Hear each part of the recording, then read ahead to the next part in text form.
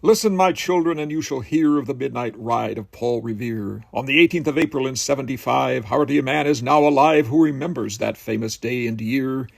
He said to his friend, if the British march by land or sea from the town tonight, hang a lantern aloft in the belfry arch of the Old North Church as a signal light, one if by land and two if by sea, and I on the opposite shore will be, ready to ride and spread the alarm through every Middlesex village and farm for the country folk to be up and to arm.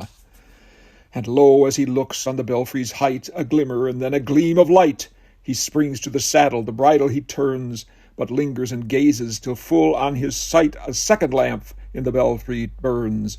A hurry of hoofs in the village street, a shape in the moonlight, a bulk in the dark, and beneath from the pebbles in passing a spark struck out by the steed, flying fearless and fleet. It was 12 by the village clock when he crossed the bridge into Medford town. He heard the crowing of the cock and the barking of the farmer's dog, and felt the damp of the river fog that rises after the sun goes down. It was 1 by the village clock when he galloped into Lexington. He saw the gilded weathercock swim in the moonlight as he passed, and the meeting-house windows blank and bare gaze at him with a spectral glare, as if they already stood aghast at the bloody work they would look upon. It was 2 by the village clock when he came to the bridge in Concord town. He heard the bleating of the flock and the twitter of birds among the trees, and felt the breath of the morning breeze blowing over the meadows brown.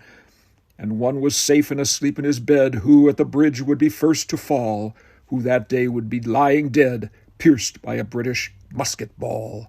So through the night rode Paul Revere, and so through the night went his cry of alarm to every Middlesex village and farm, a cry of defiance and not of fear, a voice in the darkness, a knock at the door, and a word that shall echo forevermore. For borne on the night wind of the past, through all our memory to the last, in the hour of darkness and peril and need, the people will waken and listen to hear the hurrying hoofbeats of that steed and the midnight message of Paul Revere.